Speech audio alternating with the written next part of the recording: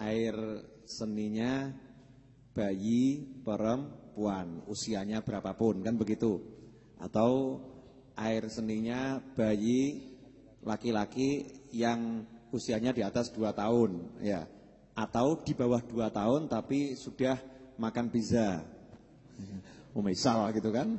Anak saya itu umurnya 1 tahun lebih dikit udah makan tempe kan? Ya, makan tempe suka gitu. Jadi tidak berarti sudah dihukuminya najis, air seninya najis sedang. Nah, kalau ternyata dia buang kencing di lantai gitu. Jadi lantai. Terus ibunya datang pakai tisu kah atau pakai kain lah, dikeringkan. Ya, dikeringkan. Selesai dikeringkan, kemudian ambil pel, ya, pel diperos, terus dipel. Kata Habib Muhammad, ini menurut para fuqaha menyebabkan satu rumah yang kena kain pel tadi menjadi najis. Kenapa menjadi najis? Karena najisnya itu belum dihilangkan, baru cuman dikeringkan. Nah, kenapa dikatakan belum dihilangkan padahal sudah dikeringkan? Ya, karena belum dialiri air. Yang menghilangkan najis itu kan dengan disiram. Ya, walaupun nyiramnya bukan air 4 ember, 5 ember ya. Nah, tentang cara menyiramnya nanti biar beliau ini jelaskan. Yang dimaksud menyiram itu bagaimana? Apakah ngambil pemadam kebakaran disemprotkan gitu? Ya, apa? Kadang orang kan juga terlampau over ya, berlebihan. Nah, nyiram itu bagaimana? Karena ad-din yusrun, agama itu mudah. Ya, tidak mempersulit, tapi jangan digampangkan. Nah, nanti kalau beliau sudah mengajari cara menghilangkannya, saya mau nambah satu bit. Ini mungkin yang hadir di sini melakukannya tapi nggak sadar. Nah, apakah itu setelah yang berikut ini? Cara menghilangkannya, jika mau praktek, Mau praktek apa Mas Ucup dikebyur dulu, Beb? Misal ini kena teh sedikit ya misalkan. Ini misalkan anggap aja air kencing. Bukan kencing, ini teh tapi. Ini Mas Roni, bisa kelihatan syutingnya? Di zoom dulu. Ini ya, teh yang sedikit ini. Dilepek itu ya. Nah, caranya ada aku aja.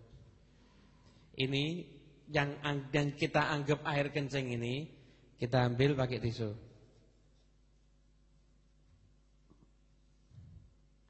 Hilang kan? Tidak ada bekasnya sama sekali kan? Nah.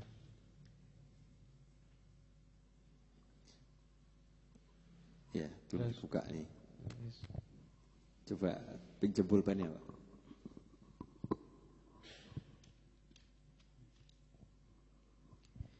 Nah, yang tadi saya siram teh, itu kan cuma bagian ini aja. Bagian ini kan yang saya siram teh. Yang disiram mana? Apakah segini harus kena air semuanya? Ya enggak, cuma yang kena najis ini aja yang disiram. Cukup dialirkan air gini aja. Selesai. Setelah itu dikeringkan lagi. Setelah itu kalau yang penting sekiranya setelah disiram airnya itu enggak berubah, misalkan enggak ketambahan zat baru, mesti tetap bersih, langsung dipel aja boleh. Ya. Cuma yang lebih jaga-jaga memang dikeringkan dulu yang paling enak. Jadi jelas ya Bapak Ibu sekalian pemirsa di rumah, ini penting sekali. Ya, kenapa saya katakan penting? Banyak sekali pembantu rumah tangga tidak paham urusan ini sehingga sholatnya seisi rumah tidak diterima oleh Allah karena tempat sholatnya itu kalau dia tidak pakai sajadah tempatnya najis. Kalau dia pakai sajadah dari kamar mandi, dia dari tempat wudhu kakinya basah, nginjak lantai yang dipel tapi ngepelnya membawa najis, kakinya pun menjadi najis sehingga sholatnya, syarat sahnya sholat tidak terpenuhi, suci badan, pakaian dan tempat dari najis tidak terpenuhi sehingga sholatnya tidak diterima. Kalau itu terjadi selama 10 tahun, 20 tahun, kira-kira pantaslah banyak sekali rumah tangga yang hidupnya sumpek, susah, penuh masalah karena urusan sholat yang paling utama diabaikan. Diabaikan dalam arti begini, nggak belajar caranya. Ini termasuk pengabaian. Ini saya ulangi lagi, Bib. Menarik ya. Ini kalau yang menjelaskan cuman saya lupa. dan juga nggak enak. Tapi kalau yang jelaskan Habib Muhammad nih wajahnya aja udah membuat kita seger. Iya, jelas lebih ganteng dari saya. Faktor usia. Dulu waktu saya seusia beliau ya samalah, minimal sama. Nah, ini tadi ada najis sedikit, najisnya dikeringkan, begitu kan? Setelah najisnya dikeringkan, maka disiram air. Ya, hanya di tempat najis itu. Lebih boleh, kurang nggak boleh. Misalnya yang kena najis ubinnya yang ukuran 20 kali 20, gitu kan? Maka yang disiram air minimal ya 20 kali 20. Terus airnya ngembeng masih di situ. Ya, masih ada air yang menggenang. Apa yang harus dilakukan? Apakah air ini dikeringkan atau airnya langsung kita ambil kain pel langsung dipel, boleh enggak? Jawabannya, kalau kita lihat airnya itu warnanya tetap sama bening, ya. Kemudian jenengan jilat rasane padha wae, ya enggak usah. Enggak usah dijilat itu. Kira-kira kan bidon itu. Kira-kira kok ya rasanya ya sama saja. Aromanya juga tidak tidak berubah, aromanya tetap aroma air, ya. Dan umumnya memang seperti itu. Kalau udah dikeringkan kan demikian, maka tinggal langsung dipel. Air yang menggenang tadi langsung kita pel satu rumah, hukumnya suci. Bedanya di situ. Ya, bedanya di situ. Kalau mau dikeringkan jauh lebih baik. Intinya gampang, cara bodohnya begini, najisnya dikeringkan, terus siram air 1 ember, mesti beres. Nah, setelah itu dipel, ya. Nah, itu mesti beres. Kalau mau ngajari pembantu loh, kadang pembantu diajari rumit-rumit kan bingung gitu. Oh, begini nih nanti najis bla bla, mumet dia. Kita kasih tahu, pokoknya kalau najisnya tuh sedikit keringkan, siram air di tempat itu yang lebih banyak dari najisnya. Setelah itu langsung dipel. Nah, saya mau ajari satu hal yang banyak dilupakan. Alhamdulillah Kang Seto udah menemukan dari Mbah Google, ya. Salah satu hikmah kenapa kok kencingnya atau air seni perempuan itu dikatakan lebih berat atau lebih tajam dibandingkan air seni laki-laki, ya, anak laki-laki. Nanti akan kita bacakan sebentar lagi, ya. Bapak Ibu hadirin semuanya, pemirsa dimanapun Anda berada, khususnya teman-teman saya yang punya profesi menjadi pembantu rumah tangga, ini perlu diperhatikan karena banyak sekali sah tidak sahnya ibadah umat Islam tergantung dari profesi Anda tersebut. Atau teman-teman saya yang bekerja laundry kiloan, ya, laundry kiloan ini perlu diperhatikan. Makanya perlu kita buat kursus menyuci Islami untuk teman-teman laundry. Perlu tuh diundang itu, ya, diundang. Penting, ini katanya sepele. Ngapunten sih, daleman celana dalam, begitu kan? Itu biasanya mengandung najis atau tidak mengandung najis? Biasanya dilepas karena mengandung najis. Nah, mengandung najis. Ini kan mau disucikan juga kan? Disucikan. Nah, menyucikannya caranya bagaimana? Apa dicampur sama baju semua, kemudian dikasih sabun, terus dikasih air suci? Boten, tambah najis semua. Nah, terus caranya bagaimana? Caranya bagaimana? Kita nanya sama Sang Habib. Kan begitu, ya. Tugas saya nanya, beliau yang menjelaskan karena faktor usia. Ya, ini masalah baju, terutama kalau orang punya anak kecil. Anak kecil ini itu kan paling masih sering pakainya masuk dalam najis sedang, ya. Najis sedang kan? Najis sedang ini. Anak kecil kan sering pakaiannya kena najis itu. Kena kencing, kena apa-apa dan lain sebagainya, kena kotoran. Bapaknya juga sering kok. Ya. Itu pakaian itu kalau cara membersihkannya tidak bisa kita taruh di ember, kita siram gini, tidak bisa.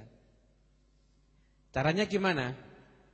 Anggap aja ini pakaiannya, itu harus disiram dari atas gini.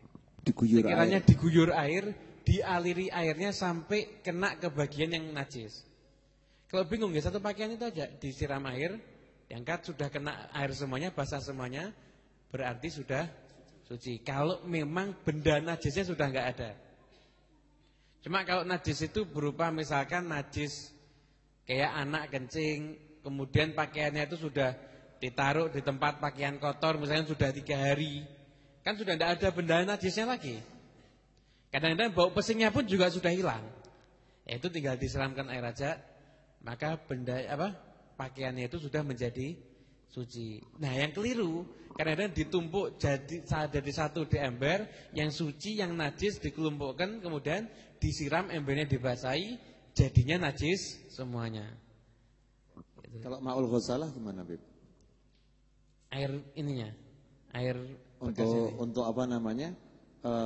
Celana atau sarung yang terkena najis tapi ainun najasahnya sudah enggak ada, enggak kelihatan. Yeah.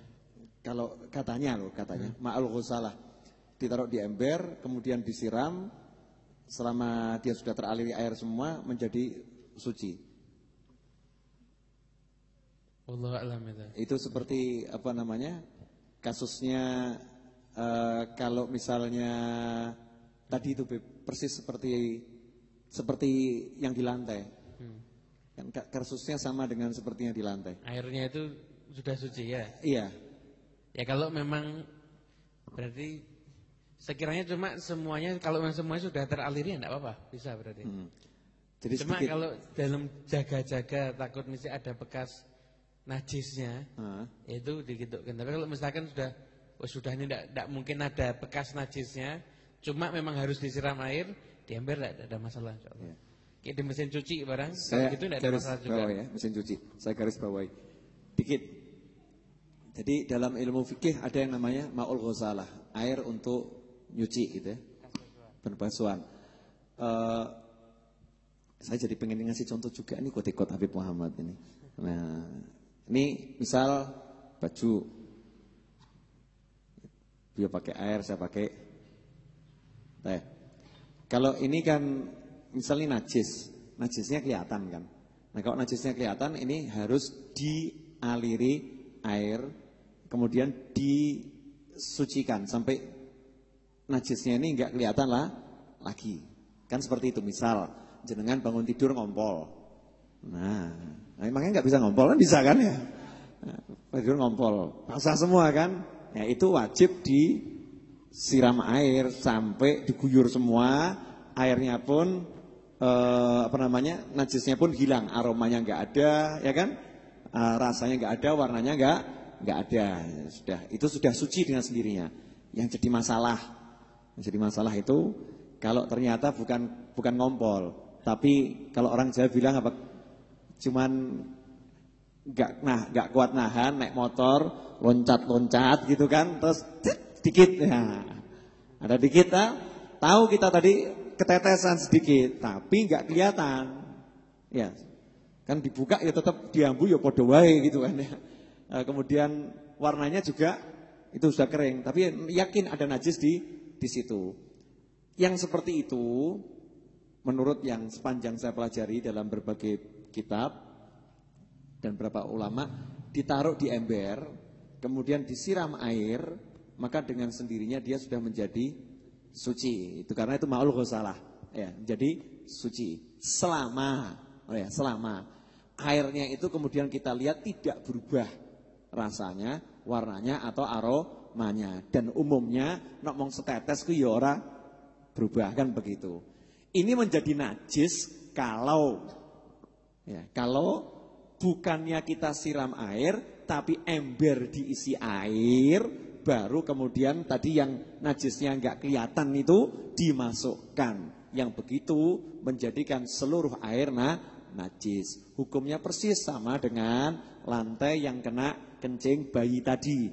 Kalau dipelkan semua, maka jadi semua najis. Tapi kalau disiram, maka dia tidak najis. Paham ya? Karena najisnya kan enggak kelihatan tuh, sudah dikeringkan najisnya udah enggak kelihatan. Disiram air, dipel, maka tidak najis. Tapi kalau enggak disiram air dulu tapi langsung dipel, maka jadi najis. Begitu juga dengan celana dalam, kaos yang kena iler gitu ya, yang dikit gitu, sudah enggak kelihatan lagi. Nah itu kalau ternyata ditaruh di ember, embernya sudah ada air, maka justru jadi najis semuanya. Terus caranya bagaimana? Ember kering, jangan dikasih apapun, harus murni air. Enggak boleh air sabun, harus air. Dan tidak boleh ada sabun di dalam ember tersebut. Diisi air, otomatis nanti yang mengandung najis tadi menjadi suci dengan sendirinya. Menjadi suci dengan sendirinya. Yang tidak boleh kalau ember dikasih sabun, dikasih pakaian yang mengandung najis tadi, yang najisnya nggak kelihatan loh ya, aroma, rasa maupun baunya, kemudian dikasih air, maka itu jadi najis semuanya. Kenapa jadi najis semuanya? Judulnya sudah bercampur antara air dengan sabun. Bedanya apa? Genangan air dicemplungi pakaian atau celana yang mengandung najis sama sekumpulan pakaian kotor ada salah satu yang mengandung najis baru disiram. Bedanya apa? Genangan air yang diam tidak punya kekuatan untuk menghilangkan najis. Tapi kalau air yang dialirkan itu punya kekuatan untuk menghilangkan najis. Bedanya di situ. Nah ini makanya hati-hati kalau melondrekan pakaian, ya, karena kita nggak ngerti. Ya itu tempat laundrynya ngerti tidak nih ilmu apa namanya bab najis nggak najis seperti itu. Ya, apalagi kalau laundrynya non muslim, kan repot kan? Non muslim itu kira-kira syubhat atau cetoh gitu ya. Nah, orang nggak punya ilmu kan cetoh. Ya, kita harus makanya almarhum Habib Anis dan orang-orang yang soleh, orang-orang yang soleh itu paling senang nyuci pakaiannya sendiri, tidak mau dicucikan orang lain. Almarhum Habib Anis itu sampai usia 78 tahun sebelum kena serangan stroke itu, beliau itu masih mencuci sendiri. Ya, mencuci sendiri. Bukan karena apa-apa, bukan karena was-was, tidak.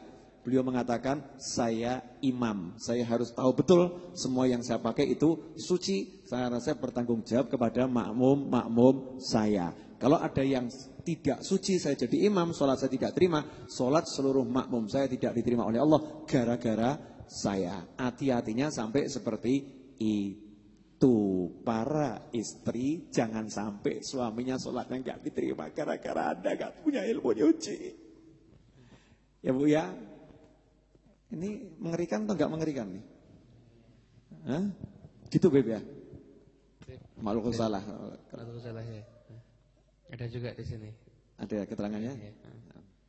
Di kitab apa itu Beb? Bisa nanti biar dicek sama teman. Di kitab Al-Manhaj karangannya Syekh Imam Abu Zakaria Al-Ansori. Iya, kitab Al-Manhaj di situ disebutkan.